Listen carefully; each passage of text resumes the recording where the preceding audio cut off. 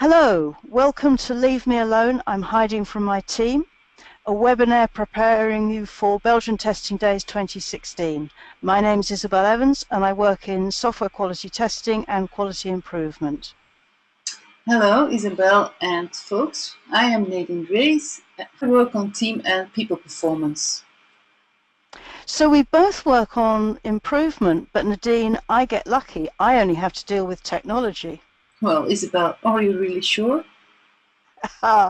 It's true, I was joking. I do have to work with people, but you know, I don't always find it easy to work in a team.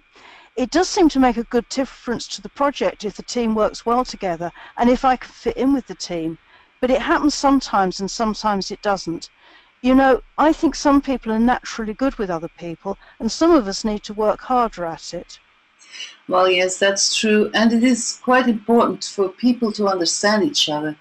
You know, with your experience with IT teams and my experience with people and psychology, we might be able to help each other and the teams understand that. Come with me.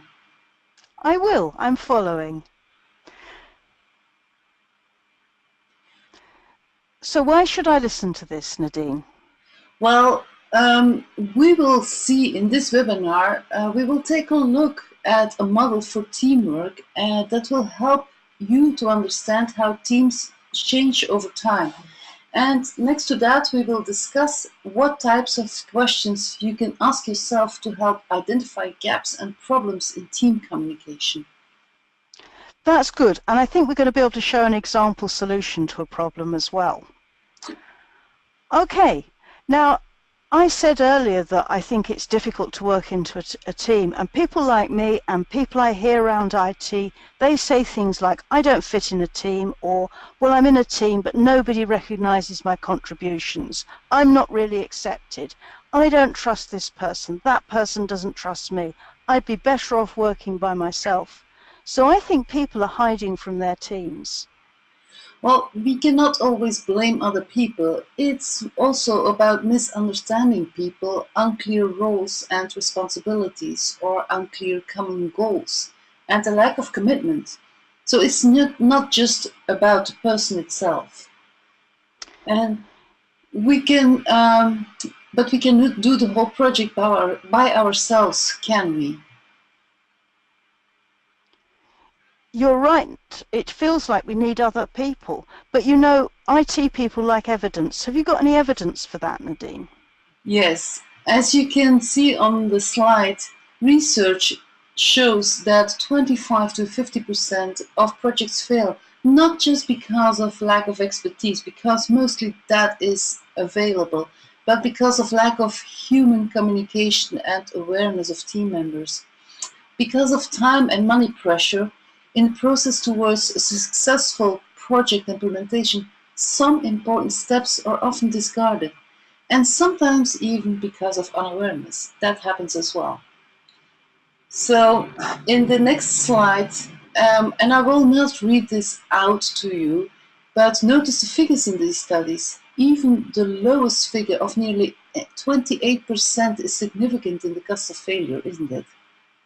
Wow, yes. And you know, as a quality management person, I want cost of failure to go down. So I'm going to have to improve my teamwork and communication. And that's true for lots of technical people, isn't it? Well, yeah, but you did write a book on teamwork, didn't you? I did, but I was the sole author. Now, Isabel, there is a clue to follow. You're right. And you know, one of the reasons I wrote the book was because I'm really not good at teamwork and I needed a book that would show me a process to help me into being part of a team in as practical and helpful a way as possible. So I think we've both got things to suggest. Let's see what you recommend, Nadine. Okay, the first thing to notice is that teams change over time. And in the forming of a team, we have different stages. You mean the old form, storm, norm, perform thing? You know, I've never really understood how that works. I mean, how do you know when you've stormed enough? And sometimes I've been with teams that start performing and then they start storming again. Yes, that's a problem. But we'll use another model which helps with those problems. Let's look at this picture. A lot of projects do start with plan, do, check, act cycle, right? Basically start Mhm. to work immediately. But where are the human factors in there? None. You're right, you're right. So the team is myself and others at the beginning of the model, obviously. Yes, and the first thing of being in the team is that you need to understand what you are, what your contribution is, and what the others contribute. Well, or not. I mean, look at Diane. What is she for exactly? Well, she might say the same about you. Oh, that's outrageous. Everybody knows how much I contribute. Or do they? Well, I know, but maybe we need to get to understand what your role is and what your teammates' role are, and then see what your shared goal is. Okay, but surely the goal for the team's obvious. I mean, it's in the test plan. What is it? Jane and Fred are using the project startup definition to set their goals, and Jeff from tech support is using his department goals. I don't see the team has one clear goal. You're right. Okay, so we need a clear goal that we all share. That's agreed. And the next one's easy because it says we're all committed to the project, but we've no choice. I don't see why it's after the goal. I mean, we've already been assigned to the team. Yes, but assigned to and committed to are two different things. Until you've agreed your goal, you cannot commit to the goal and to the rest of the team. Once you are committed to a common agreed goal, and you all understand your roles and responsibilities and each other's roles and responsibilities, then you will begin to work together effectively. And with time, you will work together smoothly and become an excellent team. Ah, that makes sense now. But the renewal, what's that about? Well, teams need to repeat this when people leave or join the team, but also if outside circumstances change or even if things become a little stale. Hmm. If you think I'm going on date nights with the team when things get stale, you are mistaken. I hate team social events. Of course, having a model is one thing, implementing it is another. One difficulty is, of course, getting to one clear goal for a project.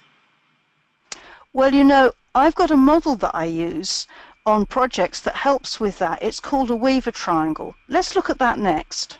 Okay, so a triangle.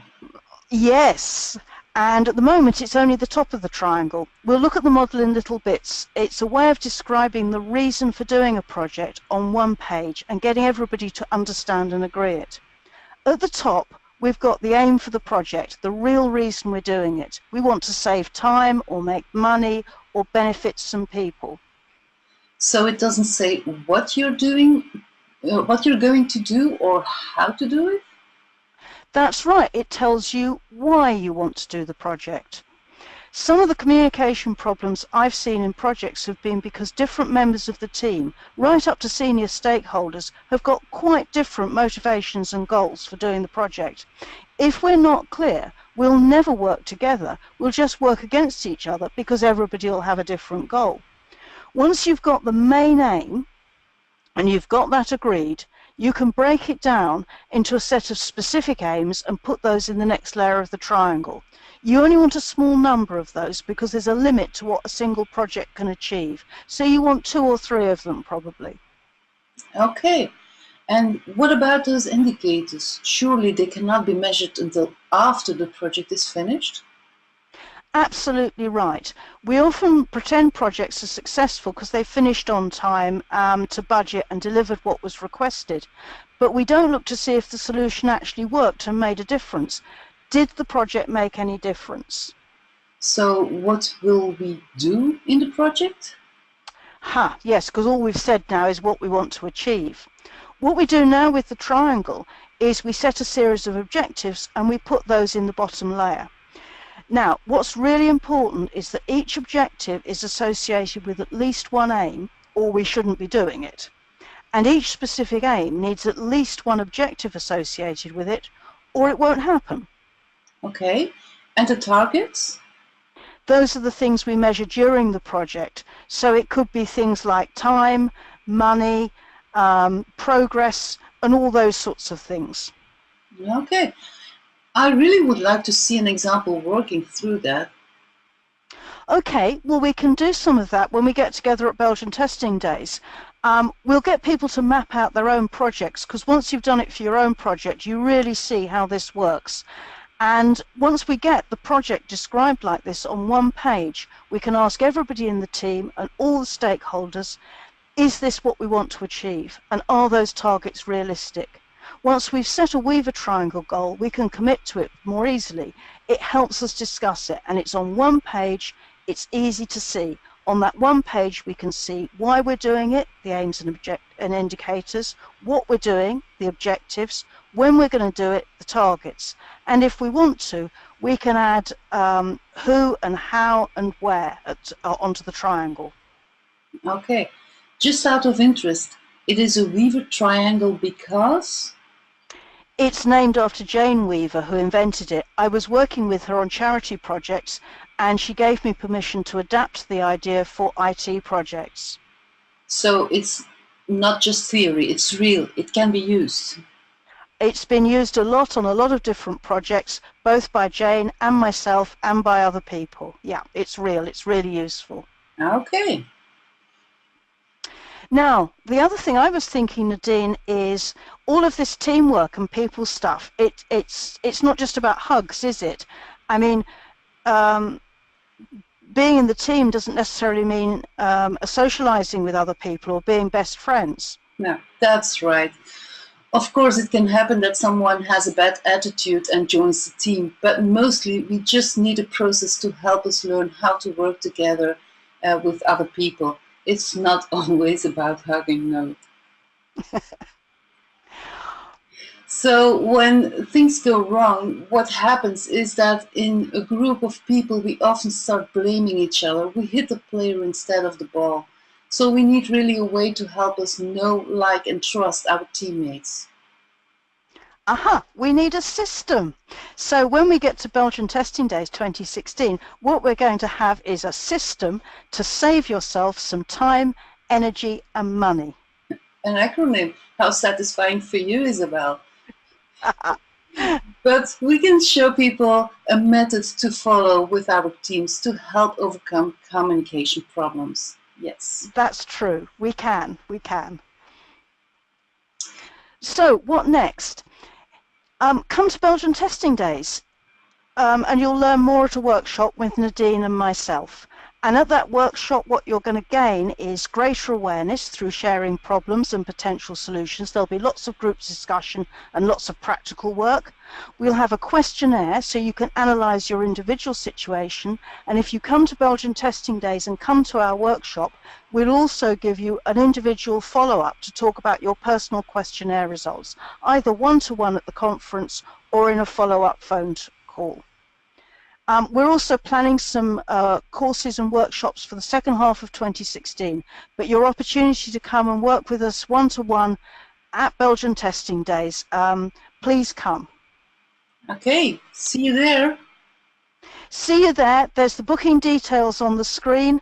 Belgian Testing Days is from the 13th to 16th of June. You can book on the website. We'd love to see you there. Bye now. Bye. Hello, welcome to Leave Me Alone. I'm hiding from my team, a webinar preparing you for Belgian Testing Days 2016. My name is Isabel Evans and I work in software quality testing and quality improvement. Hello, Isabel and folks. I am Nadine Raes.